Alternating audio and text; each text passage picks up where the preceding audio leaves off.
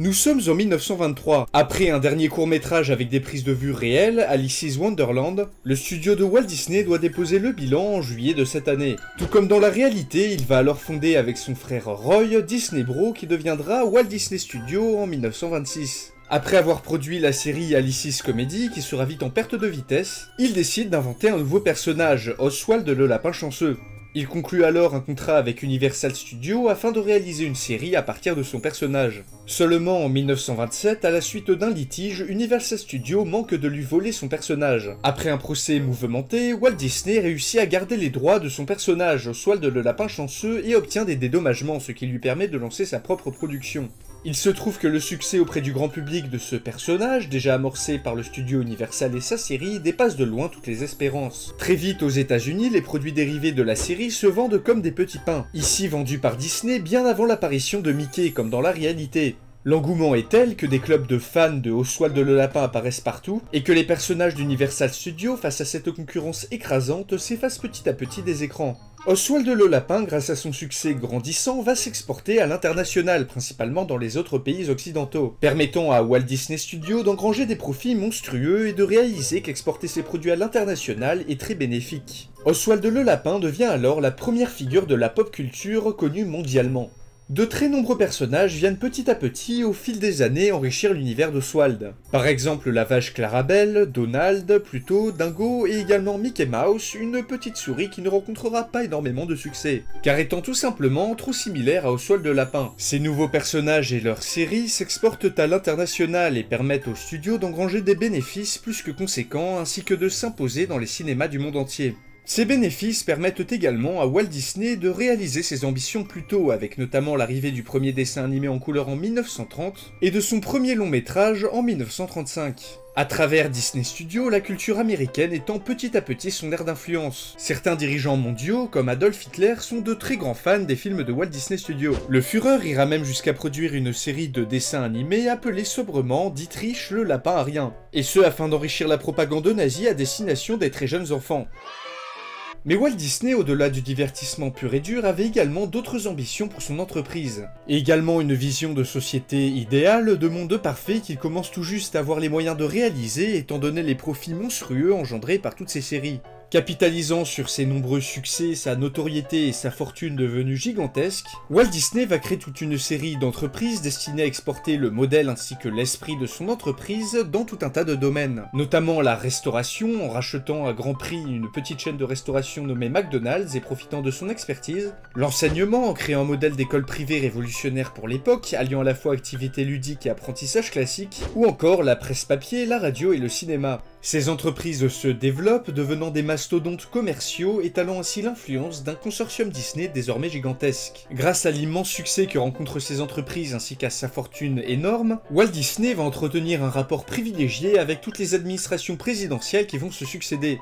Ces liens lui permettent, au sortir de la Seconde Guerre mondiale, de cofinancer en partie pour le volet éducation et culture le plan Marshall. L'Europe voit alors s'ouvrir des centaines de restaurants, de cinémas, de musées ainsi que d'écoles privées Disney. Les jeunes générations d'après-guerre connaissent donc de plus en plus la marque et consomment de plus en plus de ses produits. Les références culturelles des enfants de tout le monde occidental deviennent de plus en plus les personnages Disney, notamment Oswald le lapin. Aux États-Unis, le parc d'attractions Disneyland ouvre beaucoup plus tôt que dans la réalité, et a pour personnage principal non pas Mickey Mouse, mais un certain Oswald le lapin. L'ouverture de parc aux États-Unis est vite suivie par une ouverture massive de parcs en Europe, et ce devant les yeux impuissants de nombreux gouvernements qui souhaiteraient que ces parcs n'ouvrent pas. Seulement la contribution économique et culturelle de l'entreprise est désormais telle en Europe qu'on ne peut plus lui refuser grand-chose. À partir des années 50, la décolonisation crée tout un tas de nouveaux pays assez pauvres et peu développés pour la plupart. Voyant là un moyen de réduire ses coûts et d'exporter encore plus la magie de Disney dans le monde, la multinationale Walt Disney Studios, regroupant désormais tout un tas de services et d'entreprises en son sein, investit massivement dans de nombreux secteurs de ces nouveaux pays. Les gouvernements de ces anciennes colonies désormais indépendantes ne peuvent pas refuser tant d'argent offert sur un plateau. Afin d'approvisionner ces chaînes de restaurants, la marque va donc acheter des élevages et des terres cultivables, et va employer de très larges parties de la population afin de fabriquer des produits dérivés à un coût beaucoup plus bas.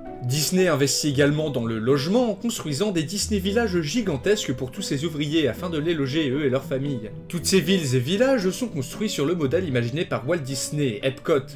En français, prototype expérimental d'une communauté du futur. Projet qui dans la réalité n'avait jamais pu se concrétiser. La baisse des coûts de production générale due aux investissements en Afrique, en Asie et au Moyen-Orient permet à la firme d'engranger des profits encore une fois records. Peu de pays dans le monde résistent encore à l'influence de Disney qui s'est imposée un peu partout. Tous les personnages de l'entreprise sont bien sûr adaptés à la sauce locale dans différents pays, soit par l'entreprise elle-même, soit par les populations qui y vivent. On peut même voir apparaître dans certains pays d'Afrique, d'Asie ou encore des tribus aborigènes, des cultes centrés autour des personnages Disney. Mêlant à la fois tradition ancestrale, Oswald le lapin, Donald le canard ainsi que Pluto ou Dingo. Walt Disney meurt un beau jour de l'année 1966, comme dans la réalité. Avant de décéder, il émet des inquiétudes quant à l'esprit original de la compagnie, qui selon lui deviendrait un peu trop hégémonique. Mais les intérêts financiers ainsi que la taille de l'entreprise étant beaucoup trop grands, les successeurs de Walt Disney continuent exactement la même politique qu'avant. Après des tests grandeur nature couronnés de plus ou moins de succès menés dans les pays du tiers-monde, les villes parfaites de Disney, Epcot, sont implantées en Europe et aux États-Unis.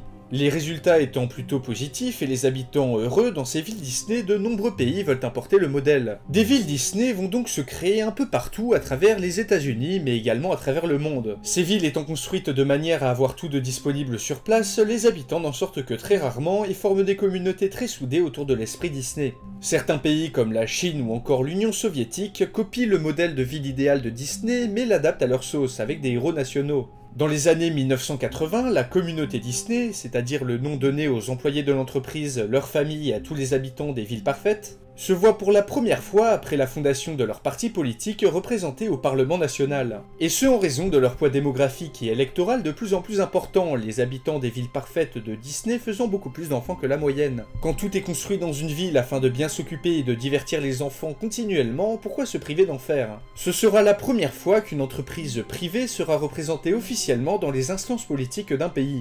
D'autres grosses entreprises, enfin celles n'ayant pas été rachetées par Disney entre-temps, vont également essayer de concevoir leur modèle de ville idéale avec plus ou moins de succès. Dans beaucoup de pays, mais aux États-Unis plus particulièrement, être Disney deviendra un facteur d'identification à part entière au même titre qu'être blanc, qu'être noir, qu'être riche, qu'être pauvre ou encore être de gauche ou de droite. Disney devient le symbole de la mondialisation heureuse, la majeure partie de la population connaissant très bien la marque. Les banques et les fonds d'investissement Disney prennent le contrôle petit à petit de larges pans de l'économie mondiale. Les investissements technologiques de la marque permettent de diffuser ses séries, ses dessins animés ainsi que son contenu à toujours plus de monde. La radio, la télé, les ordinateurs, même le satellite, car les investissements ont été en partie apportés par Disney, tout ceci ainsi que les communautés Disney présentes dans de plus en plus de pays dans le monde vont permettre à l'entreprise de devenir la plus puissante du monde, dépassant de par son revenu annuel la majeure partie des nations. La chute de l'URSS et du bloc de l'Est va également ouvrir un nouveau boulevard commercial à l'entreprise. Les villes idéales soviétiques vont être rachetées puis réadaptées. La Chine se libéralisant petit à petit va également se voir pénétrée par la magie de Disney. Au début du 21e siècle, une île artificielle, l'île enchantée de Disney, est construite en plein milieu de l'Atlantique, pile à l'endroit où l'on pensait que se trouvait la légendaire Atlantide. De là sont lancées toutes les initiatives faisant augmenter l'influence de l'entreprise dans tous les pays du monde. De nombreux pays disposent désormais d'une représentation de la communauté Disney à leur parlement respectif, avec plus ou moins de pouvoir. De nombreuses entreprises comme HP, Microsoft ou encore Apple n'auraient jamais existé, immédiatement rachetées par Disney à l'affût de la moindre percée technologique. Avec l'arrivée d'Internet, ici dans cette réalité cofinancée par Disney, de nombreuses voix s'élèvent afin de dénoncer la toute-puissance de l'entreprise. Des complotistes de tous bords l'accusent de diriger la politique du monde. Voyant son image gentille et amicale complètement abîmée, Disney fait pression afin de faire taire ses voix dissidentes, et finit effectivement par diriger la politique du monde. Après des dissensions et des disputes internes à l'entreprise, les dirigeants de la Walt Disney Company, afin de faire taire les critiques internes, et pour continuer le projet de monde rêvé de Walt Disney, vont obliger leurs employés ainsi que leurs familles et tous ceux qui vivent dans les Disney Villages de prendre des pilules de la fantaisie magique, des antidépresseurs très puissants annihilant toute volonté de révolte. Dans cette réalité alternative, à notre époque, le monde n'est qu'une orgie de gentillesse et de bons sentiments. Les pensées négatives y sont proscrites et les guerres sont interdites parce que c'est mal et ça tue des gens. Les gens grandissent, s'éduquent avec Oswald le lapin, et des investissements massifs sont effectués par Disney afin de créer la première intelligence artificielle. Celle-ci étant destinée à créer un réseau mondial, connectant ainsi le monde entier à la magie de Disney. Et voilà, c'est la fin de ce scénario où Disney devient un empire complètement gigantesque et omniprésent. Je vous invite à présent à aller voir sur la chaîne de Rak l'autre version de cette histoire, un monde où Walt Disney Studios n'aurait tout simplement jamais existé. En attendant, si cette seconde collaboration vous a plu, n'hésitez pas à me le dire dans les commentaires, ça me ferait très plaisir. Et sur ce, on se dit à la prochaine pour une nouvelle vidéo.